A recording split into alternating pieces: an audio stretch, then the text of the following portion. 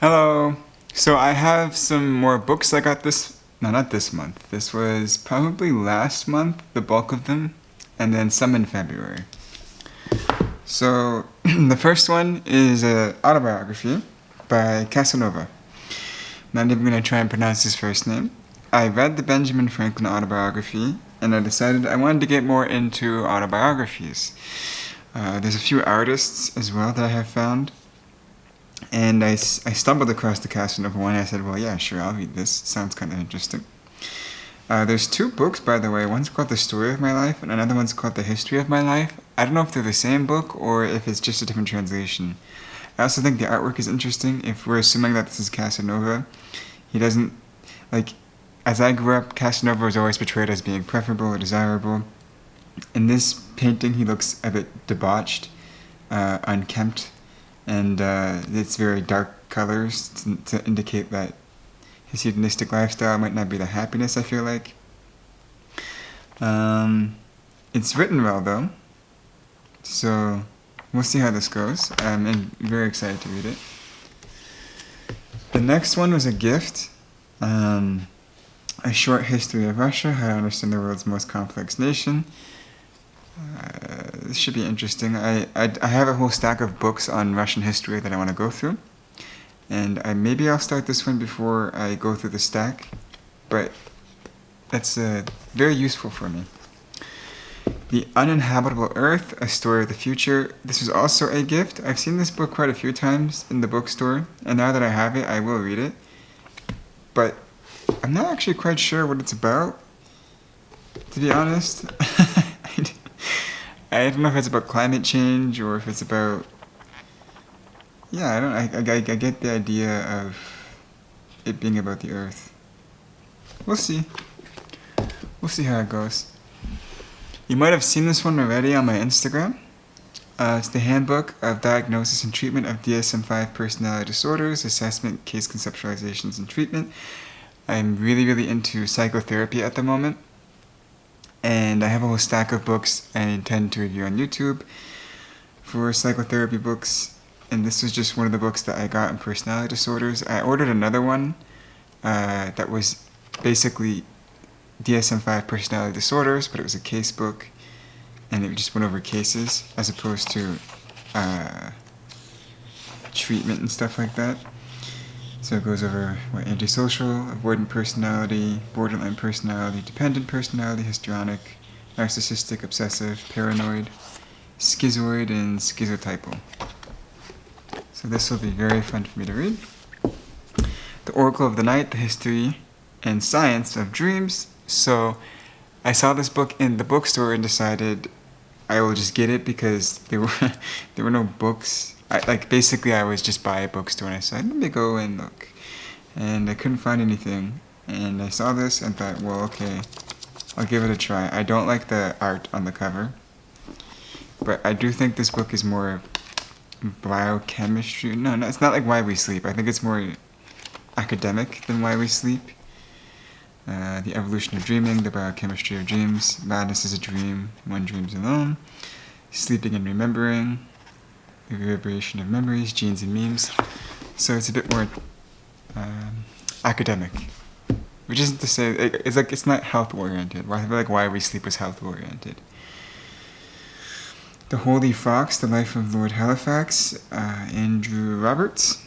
I have a few Andrew Roberts books now, and when I saw this one in the bookstore, I thought, well, I don't care about the Lord Halifax. To be honest, know very little about him. But I will read it because it's Andrew Roberts. So that's why I have this book. This one, The Education of an Idealist, is a memoir. It took me a few times to see this in the bookstore before I realized it was a memoir with someone who actually has some political commentaries to make about things in her life. Because she was, actually, so the backstory of her was that she was very critical of Obama's foreign policy, I believe, and then she, got hired by Obama to basically be a representative at the UN or something like this. And so she had a life in politics, and that's why I'm going to be interested in her memoir. The Collected Works of Spinoza, Volume 2. So I got Spinoza's collected works now, in addition to Aristotle's. I'm going to get Plato's collected works next. Because these books where it's like all their works... No, yeah, it's all their works into 1 or 2 volumes. I love it. This will take me a very long time to read. So this is the second volume. I got it for a very good price as well. And this is the first volume. So I have both volumes, there's only 2 volumes, of Spinoza's collected works. I'm very happy to have those. Next is Lenin, Imperialism, the Highest Stage of Capitalism. This is a very interesting book that argues that capitalism necessarily leads to imperialism. I don't think it just holds true for capitalism. I do think it holds true for many, many, many types of government that can lead to imperialism. Yeah, there's many routes to imperialism. But I do want to read Lenin. And I'm not sure if I want to read all of Lenin's works. I do think he has quite a few publications. But I do want to read some of Lenin's works. He's cited a lot by leftists, and I would like to understand the primary sources, because maybe their interpretations are wrong. Sam Walton, Made in America. Wow, what a book to follow up Lenin's, eh? I haven't read this yet, but Bezos seems to think it's a Bible of his sorts, and so Bezos actually convinced me to read this. I will check it out. But if it wasn't for Bezos, I would have never read this. Like Bezos preaching that it was such a good book. Because there was this book, The Everything Store, where they mentioned Bezos reading this, and that was one of the books that he read a lot. Delivering Happiness, A Path to Profit, Passion, and Purpose. So Zappos, I only got this book because, again, The Everything Store actually said that Zappos was probably one of its true competitors to Amazon. And the executives at Zappos, I don't know if I'm saying it right, were really smart people. So I'm going to read what they have to say. Yeah. Basically got this because the people who ran Zappos had good life accomplishments. And I'm reading business books this year as well, so it's good supplement. Henry Kissinger on China. So I'm not a big fan of Kissinger, but I cannot deny that he has had a major influence in U.S. foreign policy. So it's worth reading his thoughts on China, even if I dislike him as a person. Yeah, it'll be interesting to see what he has to say. Okay. Civilization, the West and the Rest by Neil Ferguson. So I do want to read all of Neil Ferguson. Funnily enough, Ferguson also wrote a biography on Kissinger, and I also have that book. So it's another funny book to follow up the previous one.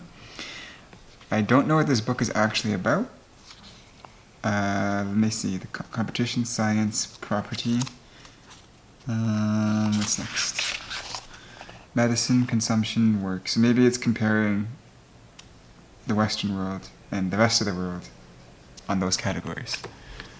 So that's maybe what this book is going to be about. But I'm going to read all of Neil Ferguson, so that's why I got it. Richard Sennett, Together, The Rituals, Pleasures, and Politics of Cooperation. Apparently this guy is a very popular writer. I do not know of him. I've never known of him, and it's the first time I've known of him. I stumbled across this book, looking at other politics books. So this will be a fun read. People have high regard for this book as well. And if this book is good, I will get his other books. People really like this writer. So Cooperation Strengthened, The Workshop, Everyday Diplomacy, The Community, Cooperation Shaped, The Social Question, Fragile Balance, The Great Unsettling, Cooperation Weakened, Inequality, Social Triangle, and Cooperative Self. So let's see how that goes. Algorithms to Live By. I thought this was a really interesting idea of a book. Basically, it's a computer science of human decisions. It's applying computer science concepts to the decisions we make in everyday life, and it does it in a way that's not overly convoluted. So that would be great. Networking, game theory, relaxation, randomness.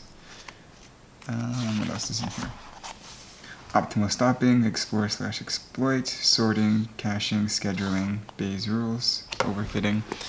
Yeah. Interesting little book. Neil deGrasse Tyson, host of Cosmos, a space-time odyssey, death by black hole, and other cosmic quandaries. I'll get all of Tyson's books, Neil deGrasse Tyson's books. I think this one isn't only about black holes. I think black holes is the selling point. The nature of knowledge, coming to our senses. Well, this might be a bad chapter, but the knowledge of nature, ways and means of nature, the meaning of life, when the universe turns bad. I mean, it'll just be a fun read, right? Not a technical book, just a fun book to read, fun book to go through. Structure, or why things don't fall down. I wanted to get this book because of the earthquakes in Turkey. It inspired me to get a little bit more knowledgeable about this stuff. I do want to study this stuff more technically, but I feel like by the time I get to a point in my life where I have time to allot to studying like civil engineering and stuff like that, I'll be a bit older. So I figured I will just get something that's meant for popular culture, popular consumption. The birth of science of elasticity, tension structures, compression and bending structures. Yeah, so that would be fun to read. Japan, a story in search of a nation. So I do want to do a Japan history study, modern and a little bit older. This book I got because it was one catchy but two extremely cheap. I think I got this book for the equivalent of like $10. And I feel like it's worth much more than that, to be honest.